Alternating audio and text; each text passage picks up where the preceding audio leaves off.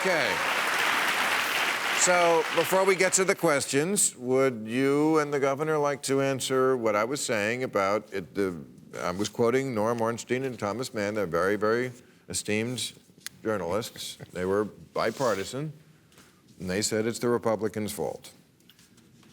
I think that when President Trump has a good proposal, the country would be better off if Democrats got behind it. Like which one? Case in point, how long do you want to stay in Afghanistan? You're right. That's the one I'm hoping for. And I know one of the issues also out there is the deficit. And if you bring the troops back from these regime-changed wars, that you would save billions of dollars and lives. Yes. And I think that's something that should have. But the Republicans voted against him on that. They finally found something to stand up to him about, and it was, you're not for war enough. But Bill, there is an opportunity for a core of Democrats and a core of Republicans to say, you know what, the president's got a good point here, let's get behind him. Well, I'm for that. I mean, you're right. The liberals have been hypocritical about that. They were for ending forever war, and now they're for it. And when he talked about family medical leave, Chuck Schumer stood up. I think he was the only one on the Democrat side who did it. But, you know, there again, reward good behavior. The First Step Act, to his credit, Cory Booker brought somebody who had been released from jail, who had been sentenced for a long period of time, and that criminal justice reform and the First Step Act passed in December. Great bipartisanship, and it should be done again. Attacking opioids again. Great national problem. 60,000 people a year die from it.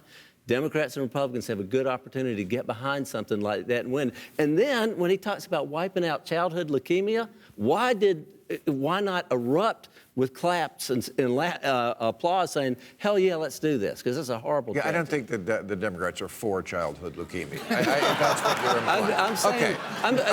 All right. You got your rebuttal in.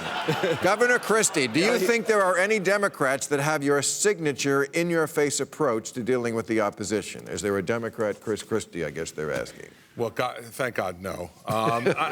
Listen, I think Bernie has a bit of that.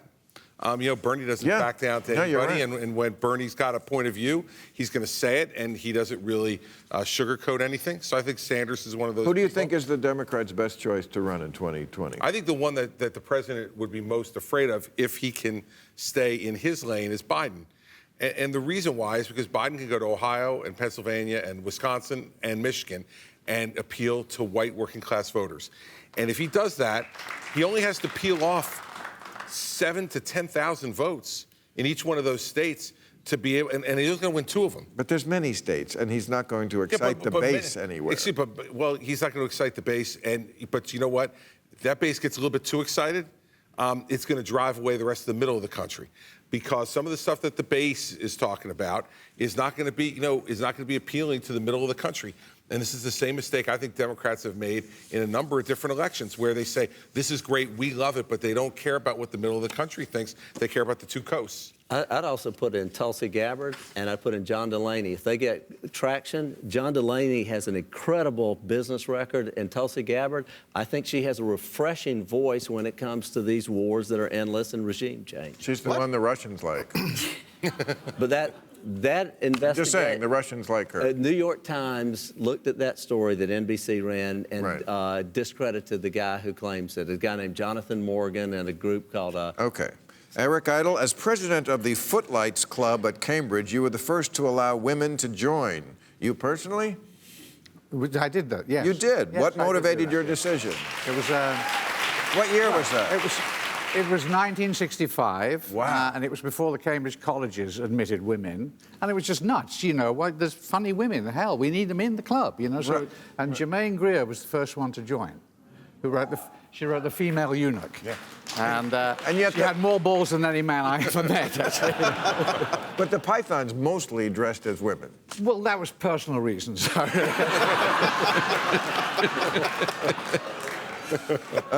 Is it possible someday we will look back on dressing as a woman and think that that is not appropriate? What?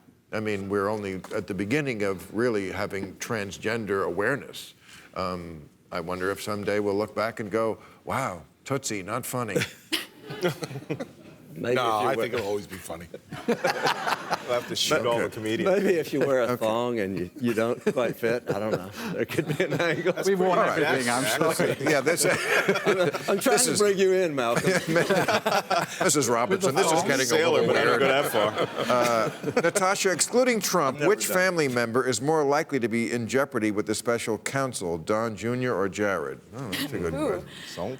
I think that Don Jr. is probably in more immediate jeopardy just because of his Really? congressional testimony. Yeah, I mean, he has been telling his friends and associates that he expects to be indicted, and he's been saying that for the last couple months. So, yeah, I think that his accounts about, the Trump Tower meeting in 2016, his accounts about Trump Tower Moscow and how involved he was in that could put him in some legal jeopardy there. And as we know, Mueller has shown no shyness about going after people for lying to Congress. So, Okay, should any serious discussion of the national debt, by the way, in the State of the Union speech, no mention of that. Usually presidents at least do lip service.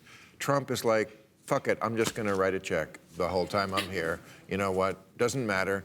Printing money, he said it.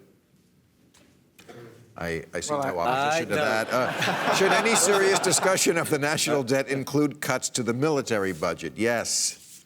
Yes. I think it should. There's no need to respond Yeah, to that. Well, what do you think? Bill, If you're going to really cut it, you got to talk about everything. And Yes. military's part of it. You got to talk about entitlements, though, too, which Democrats seem to be completely allergic to.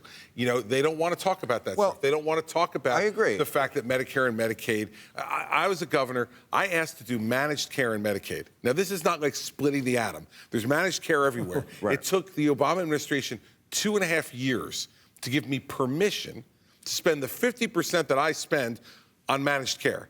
Like, Democratic administrations have been allergic to ever saying to anybody, no, you can't do that in entitlements. So I agree with you. I'll put military on the table, you put entitlements on the table, and we'll fix the problem. Well, that's called a grand bargain. Right. And Obama tried for a grand bargain with John Boehner, and to the point of the editorial I just did, the Republicans wouldn't let him. There was remember that grand bargain? And a grand bargain is what we need. But it has to be giving up on both sides. Trump completely does not understand this. His way of negotiating is, I want my wall. Now, how about you give me my wall? That's not a negotiation. Hey, listen, right? Okay. I spent 8 years with Democrats in the legislature in New Jersey, and what you learn is everybody has to win. If Right. you're going to negotiate, everybody has to win something. And guys down in Washington have forgotten about that. It's because they don't have to work with each other because they're in these gerrymandered districts where they never have to worry about a general election. All they have to worry about is primaries. In New Jersey, I'm a Republican. I had to worry about my back every day. Right. So make deals and give them some of what they want so you get some of what you want. just remember, he did in February 2018. Schumer shut down the government. It was a 3-day shutdown over that, making a deal. And now all he's saying is, why don't you vote the way you did in February, and we don't have any glitches in the government. He's only talking about $5.7 billion, and talking about the military, we all know that's lunch money. That's nothing. $5.7 billion military is lunch money? a $3.7 It's $1 trillion trillion. budget. When you add up no, what every- I'm saying 5.7 billion in comparison to the other things we spend right. on it. It doesn't mean we should waste it on something stupid. Well, like border protection, Bill. But protection is not necessarily a wall. Okay. Well, no, I have a compromise. Yes. Give the Democrats 100 miles, How give the wall 100 Jack. miles, come back in 2 years, see which one's more effective, How and then build more of that or How less. about a stealth wall? Because Trump thinks stealth airplanes are literally invisible. Thank you very much. Sleep tight. All right, you're a great crowd.